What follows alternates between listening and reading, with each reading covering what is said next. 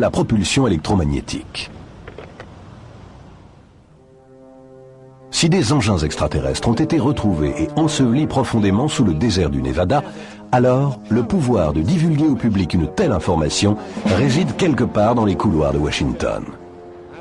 Comme me l'a dit une personne du renseignement, le problème n'est pas d'obtenir l'information, mais de diffuser la vérité.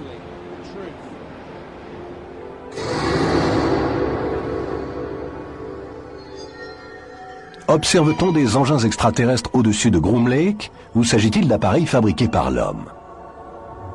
L'armée américaine aurait-elle développé une technologie permettant de construire des soucoupes volantes? Il y a beaucoup de choses qui tiennent debout dans ce phénomène OVNI, dans cette histoire d'intelligence extraterrestre. Il y a là quelque chose qui n'a rien de nouveau pour les militaires américains.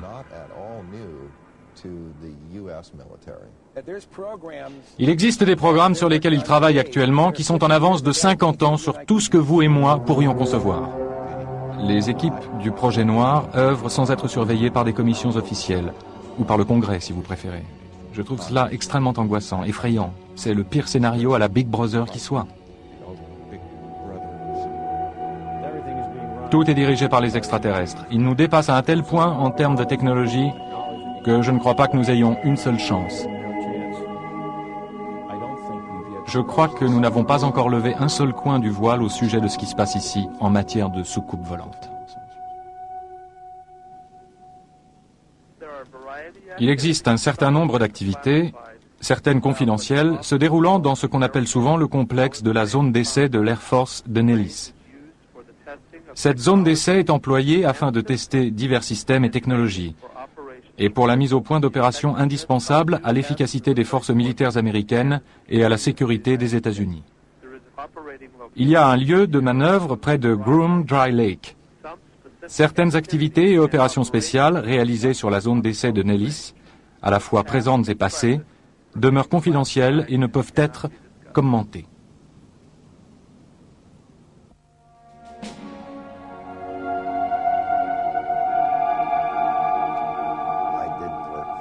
Je ne travaillais pas pour le gouvernement des États-Unis. Je travaillais pour un gouvernement satellite de ce pays. Pour ce qui est du Sénat, le seul qui s'intéressait à tout cela était Bob Dole. En ce qui concerne les présidents, les seuls que j'ai rencontrés dans les installations depuis les années 50 et 60 furent Nixon et Bush.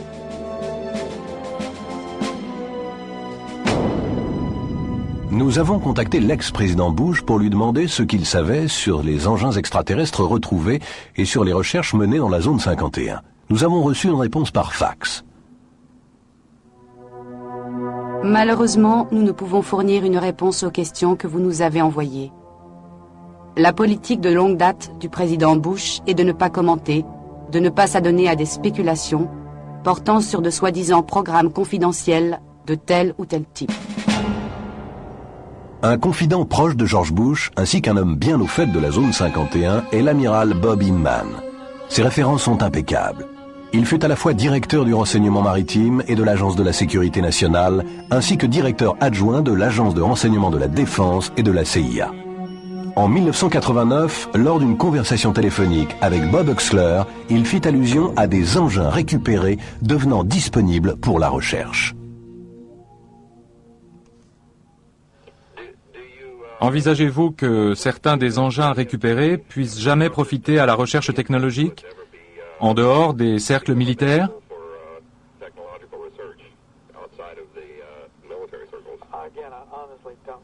Là encore, sincèrement, je ne sais pas. Il y a environ 10 ans, la réponse aurait été non. Le climat et l'époque ne sont plus les mêmes, et il commence à être plus ouvert à cette idée. Il y a une possibilité. Ils savaient, d'un point de vue officiel, que ces engins, ces objets existaient, qu'ils étaient détenus par les militaires américains et qu'il existait des projets scientifiques en rapport avec ceux-ci. Je crois qu'il s'agit de la première révélation faite par quelqu'un d'aussi haut placé dans le gouvernement américain, tout spécialement au sein du renseignement, qui, de fait, reconnaît que nous sommes réellement impliqués, que les ovnis sont réels, qu'ils furent mis au point par une intelligence non humaine et que, d'une manière ou d'une autre, nous sommes rentrés en possession de cette technologie.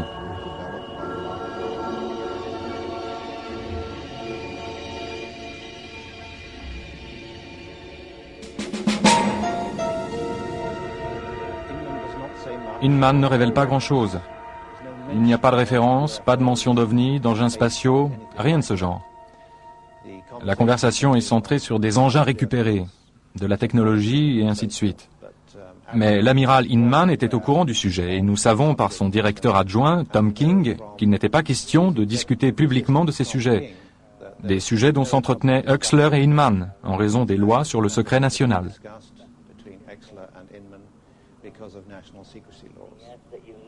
Il a demandé que vous ne le citiez pas et que vous ne mentionniez en aucun cas son nom sans qu'il ait d'abord donné son assentiment. En 1982, Inman quitta l'administration gouvernementale pour devenir président de la Compagnie internationale d'applications scientifiques de San Diego. Chose intéressante, l'un des principaux secteurs de recherche de la compagnie touche au système de propulsion antigravitationnelle, la même méthode de propulsion employée pour les soucoupes volantes sur lesquelles travailla Bob Lazar à la zone 51. Le Jane's Defense Weekly, un périodique de vulgarisation sur les questions militaires ou liées à la défense, publia un article au sujet de cette compagnie. Il y a un post-scriptum à cet article qui dit que toute personne croyant que la science de l'antigravité est trop hermétique, trop ésotérique même pour l'US Air Force, devrait prendre en compte les études sur la propulsion électrique entreprises par la Compagnie internationale d'applications scientifiques pour le laboratoire Phillips. Le premier objectif de cette étude était d'ébaucher des moyens matériels permettant de vérifier des théories portant sur le couplage par induction de forces électromagnétiques et gravitationnelles pour déterminer si elles pouvaient ou non s'appliquer à la propulsion aérospatiale. En termes plus simples, il s'intéressait à un système de propulsion antigravitationnel. Certains considèrent cela comme l'ultime saut quantique. Eh bien, c'est possible. 1, parce que j'ai vu le dispositif permettant d'y parvenir, et 2, parce que c'est une théorie tout à fait applicable. La gravité déforme le temps, et comme je le dis, ça n'est pas de la théorie. Nous savons que c'est vrai, et si vous l'employez pour infléchir espace et temps, lorsque vous vous retrouverez à votre point de départ, vous y serez entre les tic-tac d'une horloge.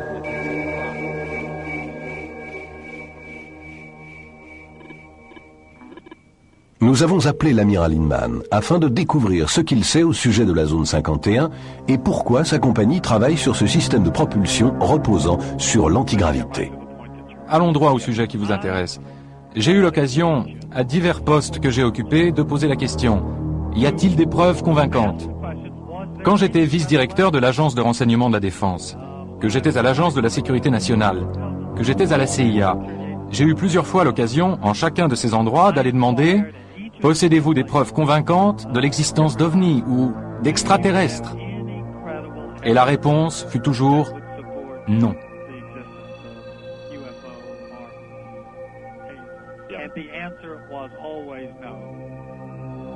L'article paru dans le périodique Jane's mentionne la Compagnie internationale d'applications scientifiques et affirme que certaines des choses sur lesquelles elle travaille relèvent de l'ultime saut quantique. S'agit-il de systèmes de propulsion basés sur la gravité et pouvant nous paraître inédits? Que sont-ils exactement et sont-ils vraiment employés pour propulser des engins volants? Je réfléchis parce que je veux être sûr de ne pas exagérer les faits. Nous sommes là sur un terrain un tant soit peu délicat. Depuis des années, je pense que certaines des premières allégations au sujet d'activités dans le Nevada il y a 15 ans pourraient très bien provenir des vols d'essai de prototypes de certains avions furtifs. Pour certains phénomènes, il y en a qui sont tout à fait scientifiques. Il y en a qui seront quelque chose d'aussi simple que des ballons météo partant à la dérive, qui se sont perdus et errent ça et là. Mais il y a probablement des faits directement liés aux expériences de la fin de ce siècle, relatives à ce que sera la technologie militaire à l'aube du XXIe siècle, en matière d'avions de reconnaissance comme en celle d'avions de combat.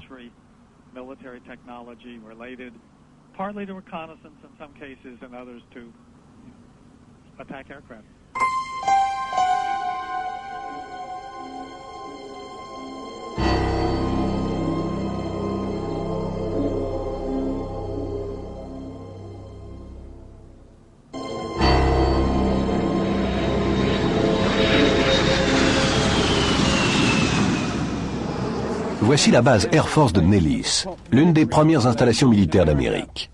Elle est divisée en 4 zones principales. Les zones d'essai de Tonopah et du Nevada, où ont lieu les essais nucléaires américains top secret, ainsi que la zone de bombardement de Nellis, où les derniers jets et bombardiers sont mis à l'épreuve. Elle abrite également la zone 51. Et donc, s'il y a des soucoupes volantes effectuant des vols d'essai au-dessus du désert, alors le personnel de Nellis est parfaitement au courant. Nous avons été contactés par une ancienne opératrice radar de Nellis. Elle a confirmé avoir été témoin d'un test confidentiel de soucoupe volante dans la zone d'essai. Elle a quitté l'Air Force en 1985 et elle est trop effrayée pour révéler sa véritable identité. Le test de la soucoupe volante a eu lieu une nuit à quelques kilomètres de la base. Je me trouvais à ce moment-là sur la plateforme du camion radar. C'était la nuit et je regardais le ciel parce qu'il y avait des soucoupes volantes. La plus proche de moi, je pouvais l'observer à peu près dans le détail. J'étais avec un groupe de personnes et je n'en connaissais aucune, et aucune d'elles ne semblait connaître les autres, de sorte que c'était comme si nous étions tous très isolés. Personne ne parlait à personne, c'était très effrayant, parce que ce que je regardais était clairement quelque chose de très très confidentiel. Et il y avait 2 personnes qui parlaient dans un camion radar. Je pensais qu'il s'agissait d'officiers, bien qu'aucun d'eux n'ait d'insigne de grade ou d'insigne nominatif. Les manœuvres qu'elles exécutaient étaient très sophistiquées et je pensais qu'elles étaient pilotées par des extraterrestres, sachant exactement quelles manœuvres ils pouvaient effectuer.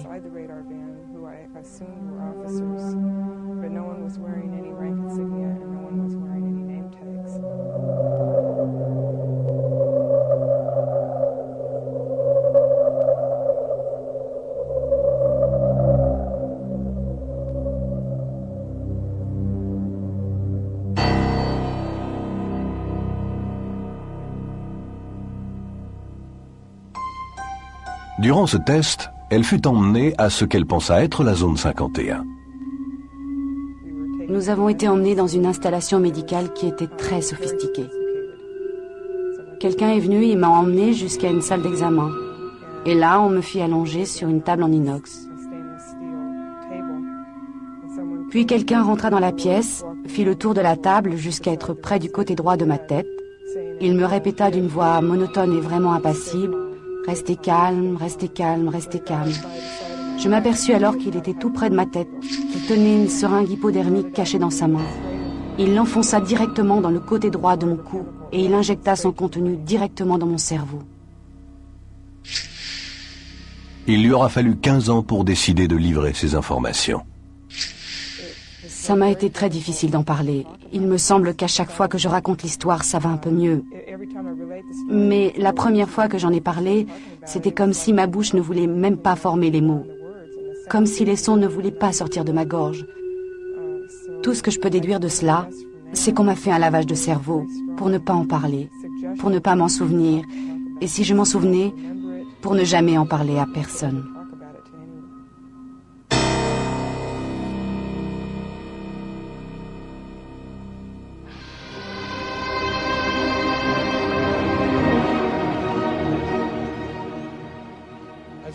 Pas plus tard qu'il y a 10 ans, ce Lockheed A-12 qui s'envole de Groom Lake était encore l'un des appareils militaires les plus top secrets de l'US Air Force. Si vous l'aviez observé dans le ciel nocturne, on vous aurait pardonné de le prendre tout simplement pour un ovni. On peut alors se demander combien de centaines de milliers d'observations d'ovnis chaque année ne sont dues à rien d'autre que des engins militaires. Et si le grand secret de Groom Lake ne serait pas simplement le descendant au XXIe siècle de cet avion.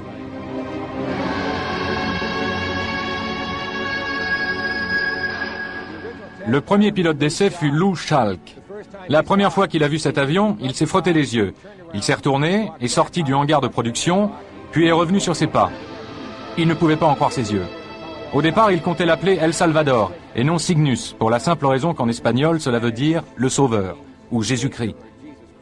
Tous les gens qui voyaient l'avion ne pouvaient en croire leurs yeux. C'était un avion à la Buck Rogers. Cet avion fut construit et conçu il y a presque 40 ans. 40 autres années plus tôt, l'objet volant le plus sensationnel était le Sikorsky P-35. Et encore 40 années avant, c'était le ballon dirigeable. Alors on peut dire que la technologie ne s'est pas tourné les pouces. Il y a donc de très grandes chances pour ce que nous observons en fait d'OVNI soit un moyen de transport du XXIe siècle dû à l'homme.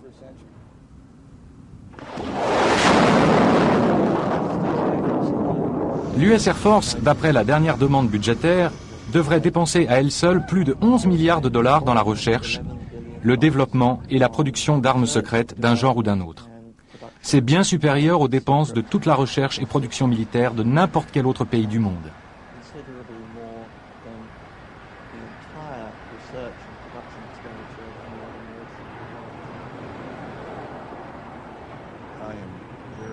Je suis vraiment inquiet car les équipes du projet noir opèrent sans contrôle des commissions officielles, du Congrès si vous préférez, à l'abri du regard du public, avec des budgets occultes dont personne ne sait où ils vont ni pourquoi ils sont employés. Je trouve cela extrêmement angoissant, effrayant, le dernier cri d'un scénario à la Big Brother. Je crois qu'une des meilleures raisons pour tout classer secret est qu'il existe une sorte d'arme vraiment effrayante. Pensez maintenant à la quantité d'énergie que peut dégager ce dispositif de guerre si vous voulez le voir sous cet angle, et il est à l'évidence muni d'une arme potentielle. Imaginez simplement la possibilité de déployer quelque chose de ce genre d'une manière virtuellement instantanée, n'importe où dans le monde. Vous avez un conflit au Moyen-Orient? Combien de temps cela vous prend pour y envoyer un porte-avions? Eh bien, ça prend un temps assez long. Et là, nous avons une arme effrayante qui vole, qui virtuellement peut aller n'importe où, d'une manière immédiate, et réduire un ennemi en cendres. Alors là, oui, c'est quelque chose qu'il faut garder secret. À n'importe quel prix, parce qu'il s'agit de quelque chose avec lequel vous pouvez presque conquérir toute la planète.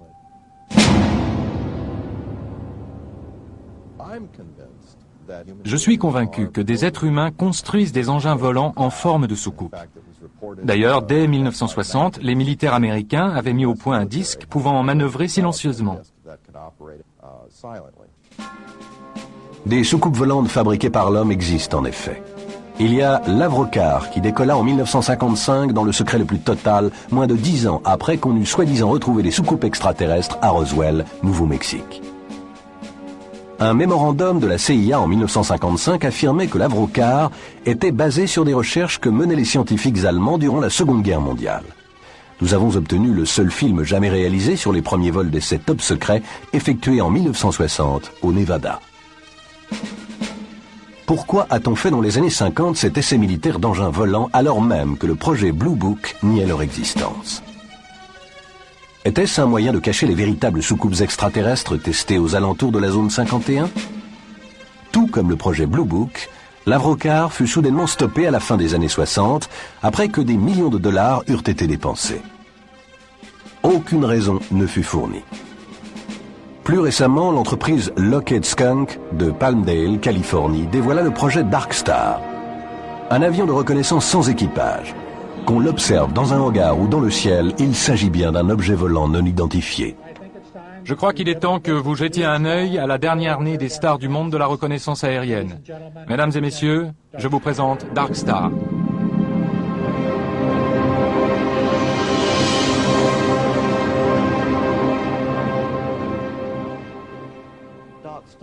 Dark Star est un avion d'apparence très inhabituelle.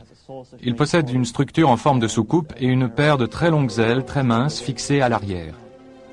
Comme beaucoup d'avions furtifs, dont le B-2, son apparence change radicalement selon l'angle sous lequel vous l'observez. Si vous voyez cet avion d'une manière, disons, latérale, vous pourriez penser qu'il s'agit de quelque chose de totalement étranger, n'ayant rien à voir avec aucun engin conventionnel, et certainement plus proche de ce que les gens ont décrit comme étant des soucoupes volantes. Je crois qu'il est fort possible que certaines des choses qui sont actuellement mises au point aux États-Unis soient d'une nature tellement révolutionnaire et encore si secrète que lorsqu'elles sont parfois aperçues, car elles sont inévitablement aperçues à un moment ou à un autre lorsqu'elles sont testées, on peut les prendre pour ce que les gens pensent être des ovnis.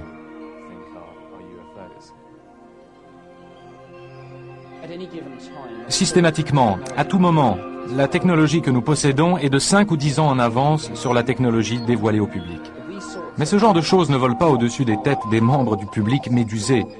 Elles volent exclusivement dans des zones d'essai bien précises, des zones dangereuses, et donc les choses qu'on nous décrit comme des ovnis ne sauraient être les nôtres.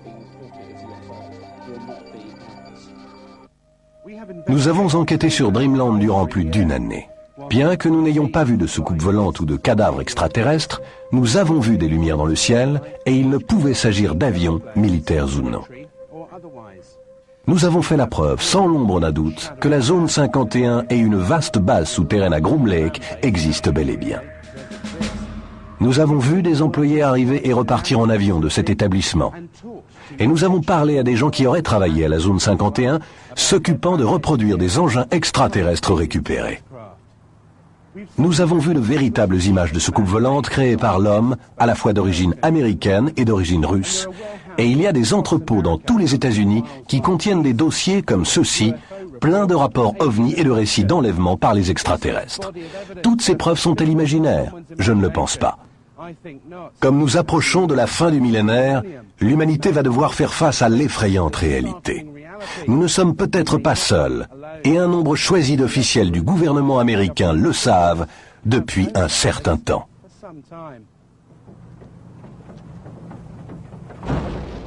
Il m'arrive de penser, comme toutes nos différences entre nations du monde entier disparaîtraient, si nous devions faire face à une menace extraterrestre venant d'un autre monde. Et je vous le demande, une armée extraterrestre ne serait-elle pas déjà parmi nous ?